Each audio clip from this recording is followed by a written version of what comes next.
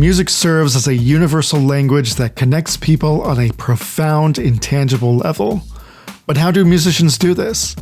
I'm Warren Buchholz, Jazz Brand Manager at WUSF, and I'm on a mission to find out. Jon Batiste is a 5-time Grammy and Academy Award-winning singer, songwriter, and composer, known for his time on Late Night with Stephen Colbert, his film scores on the Disney film Soul and Jason Reitman's Saturday Night, and the Netflix documentary American Symphony, which explores a year of Jon's life, his career, and his wife's struggle with leukemia. He's currently released 9 solo albums and has collaborated with a plethora of musicians like Willie Nelson, Madonna, Prince, and many, many more. He's performing live at Ruth Eckerd Hall on October 8th. Be sure to go see him. Find out more at rutheckerdhall.com. I hope you enjoy my conversation with Jon Batiste.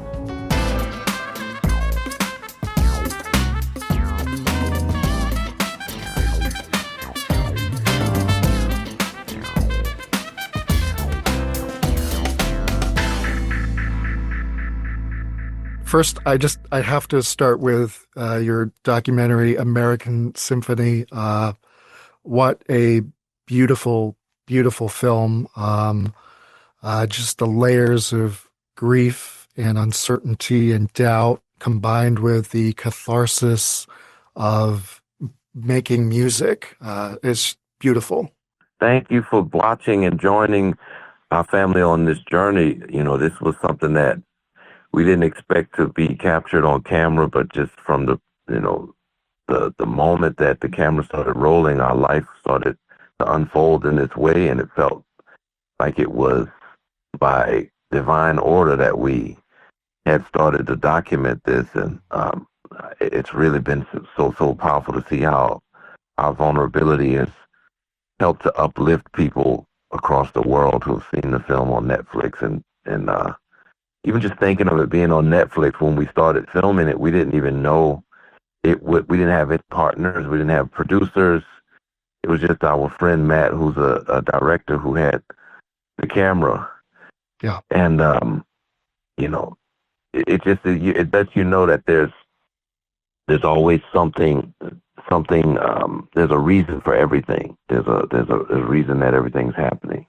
Between your creating this concert, performing the concert, dealing with what your wife was going through, and then being on camera, it seems like you were on a lot of the time. And how was that experience for you? Well, it was really a whirlwind to be on this journey with my wife, Suleika, who is really,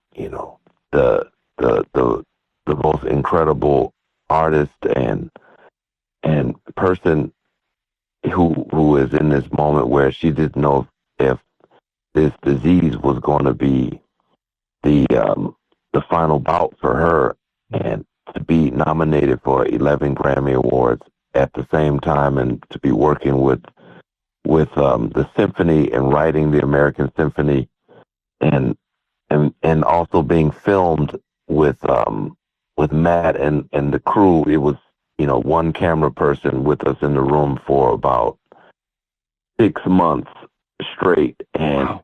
We had 1,500 hours to make wow. a 1 hour and a half film. So just the intensity of it all felt like it was really hard. We really had to make a decision as a family, and every other week, several times a month, we had to reevaluate if we wanted to continue. Yeah. And about 2 months in, 2 or 3 months actually, before we got to the halfway point of filming, it was a moment where we decided, let's just do this, because if it turns into a film, then it will be something that we'll want to have really given our all to, and really been authentic and honest and true. And if it doesn't become a film, we'll have the greatest home videos in the world. Yeah. So let's just look at the bright side of everything that's happening. Were you highly involved with the editing process of the film, or did you take a step back from that collaboration? No, that was a big part of it, to not be Okay, involved in the edit and I to see. I see. not really be involved in, once you have 1,500 hours of footage, we don't really even know what he had. Gotcha. If you imagine living your life in in um in just the flow of your everyday rhythms and moving through all these things that are so much in the moment more important than thinking about the camera, thinking about if Yeah, Suleika would live, thinking about all of the impacts that it was having, making these decisions medically. We had to make really important decisions every day, you know, and as an artist, the creative process is already this whirlwind where it's a whirlwind of just giving yourself over to God and letting Him flow through you and create whatever it is that is going to happen. And you oftentimes don't remember. So you look back and you're like, wow, that definitely wasn't me. I didn't make that. that came through me. yeah, So both of those things were happening at one time. I didn't really have a sense of what was captured. It was just a matter of trusting, which was also a difficult part. In the yeah. end, trusting that you've given your life over to this team and that they're going to really show, you know, all of the vulnerable moments in a way with grace. That must have been something to see the final product. I would like to talk about some of your collaborations now. You've collaborated with many, many people: Willie Nelson, Prince, Stevie Wonder. You recently collaborated with Madonna on Madam X, Randy Newman on your newest album. What have you learned from these collaborations? What stuck out to you? Everyone has a different gift and everyone has a different approach to using their gift. And I've always been able to really see the divine in everybody who, I've collaborated with. There's a light within everybody, and some you may lose track of it, but you can never ever fully lose it.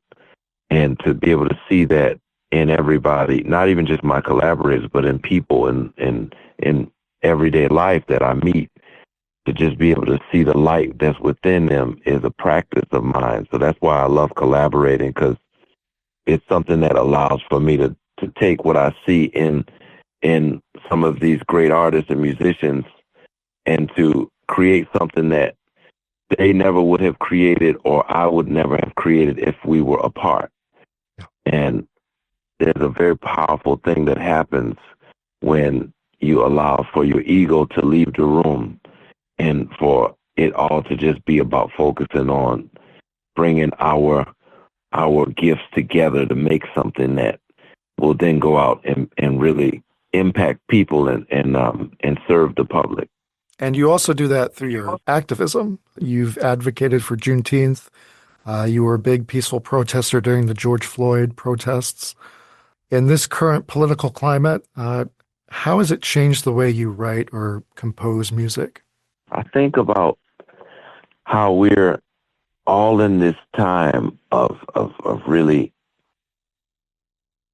a big moment of us deciding who we want to be. And I think that the artists throughout history have always been not just a mirror of who we are, but a aspiration of who we could be, our ideal selves, our aspirational selves as a community, as a country, as a world.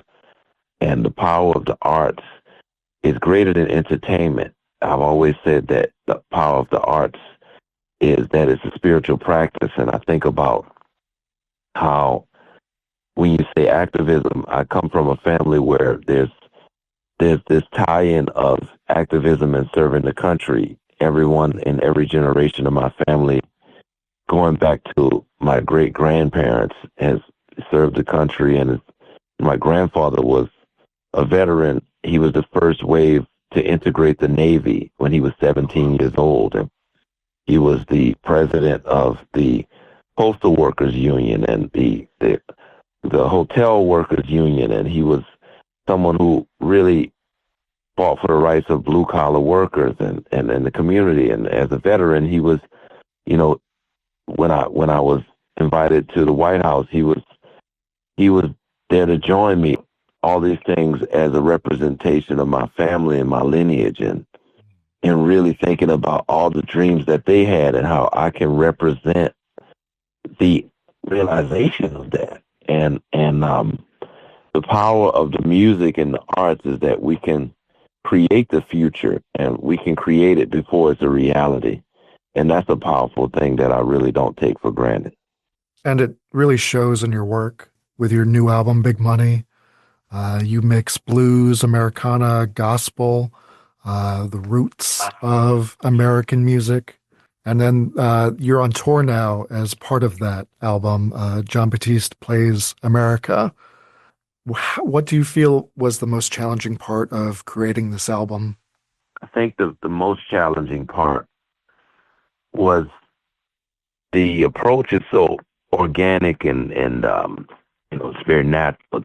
It's a band in the room and capturing takes live, no edits or overproduction in the sense of post-production. It was really, the first or second take of a performance, and that was it. And if we didn't get it, we had to do it again. And, it's like the essence of recorded music going back to the beginning when, it was the first records, and people would go out and find, farmers or sharecroppers or, these people who were everyday people who were playing music as a part of the community, as a part of the fabric of everyday life. They had a song that told you about their day yesterday, or told you about the world that they saw, and the themes were very, very real, authentic topics, authentic situations. And I really wanted to make something like that based on the world as I see it today, with a band in a room, breathing the same air, playing the music, and capturing the essence of the moment. You have a great quote, the message of open-armed inclusivity. I find that to be a powerful message that you spoke of. I love that, because it's what music really is. Talk about that universal language, right? Everybody, come one, come all.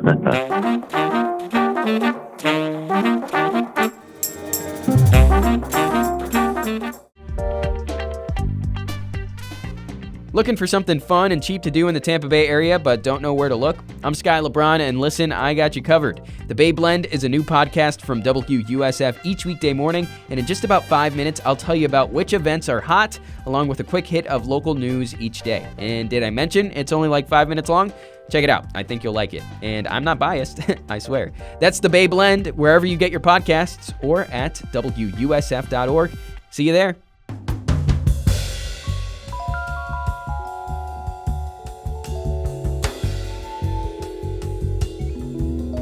You're coming to Ruth Eckerd Hall here in Clearwater, Florida on October 8th, and you'll be in Orlando at the Dr. Phillips Center on October 10th. What can audiences expect from this show? Oh, wow. It's a very, very family-oriented, community-oriented, and joyful expression of music. It's a real journey. We go through a long history of music, and there's so many moments where I've looked out into the audience, and at our meet and greets where we meet a select few of the audience members who come early, and their families that come to the meet and greets, and you'll have 3 or 4 generations sometimes of family represented, and it's so beautiful to see that can really touch so many different people from all the different walks of life, different generations. And I don't know how we can say it any clearer, but you come one, come all. That's a beautiful message. I'm so glad to be able to share it. And the band is thrilled. Everybody's really, we've been playing some shows and everyone's firing on all cylinders. It's a really great time creatively for the band too. Everybody's musically just, it's top level, really, really great playing, really great singing. Dancing, it's amazing. Andrea Day, they're joining you for this performance? We have different stops of the tour where we have different special guests, and she's been joining us on some parts of the tour, and Nick Waterhouse has been joining us on some parts of the tour, and we have surprise guests who join us, which we'll have some surprise guests as well, who I obviously can't say, but it's really, the performance is themed based on a blend of the circus and the revival tent. So there's a banner over the performance. We have a set that we've designed that's like a tent. When you come to the show, it's like you'll see the tent, and you come in, and the banner at the top of the stage says, "This is the circus of love. Under our tent, there's revival and joy." Yeah. So when you come out there and you feel the energy, so there's a sense of that, and we kind of like to keep that energy. And sometimes you'll see someone who's not even announced. Do you have a favorite moment so far from the tour? Well, I mean, speaking of the moments that feel the most supernatural, the most powerful in terms of the power of music and the way that it's moved people, and the joyous quality of the show and the way that's moved people. We did a show about 2 or 3 nights ago, and in the front row there was a gentleman who was wheelchair bound. He was sitting in the wheelchair, and his caregiver was with him, and we played a song of mine called Freedom. During the dance break, it moved him to the degree of joy and excitement that he moved to the front monitors and propped himself up and got out of his wheelchair and started to move and started to dance. And they had never seen him do that before, and it just was one of those things where he didn't really even know what was happening to him. He was overcome, and it was a beautiful thing. In fact, there's a video that we captured. I shared a little clip of it, but there was so much more that happened, but I shared it online, and just folks seeing that, it's something that I wish people could be there. We try to share moments and clips of how it feels, but it's just, when you're in the room, it's indescribable. You have to experience it yourself in person. It sounds like a memorable, wonderful show, and I'm excited to watch it on October 8th. Oh yeah, I'm very excited to come down and share the show, and look forward to meeting in person. Yes. Well, thank you so much for taking some time to meet with me and talk about your show, and thank you so much for the work you do, the art you put out there, and just that overall, I'm going to say it again, message of open arm inclusivity. It's beautiful. Well, I'm so grateful that it's resonating with people, because I believe that's what we all want. That's the world we all want to see. And that's the hope that we have. Well, thank you again. I'm going to let you go, but I think you're in Texas tonight, so I hope those shows go really well for you. Yes, sir. Texas is beautiful. Yep. And we'll see you down the road. Today's audio was recorded over Zoom. Production assistance by Adam Derbyshire, Kaylin Ross, and Aranza Romero. I'm Warren Buchholz, host. Studio Sessions is a product of WUSF and is sponsored by Community Foundation Tampa Bay, the Gobioff Foundation, with support from the Palladium and in collaboration with Ruth Eckerd Hall. And from you, thank you for your support. Learn more about jazz and Arts Texas, Florida by visiting our website at wusfjazz.org. Copyright 2025, WUSF.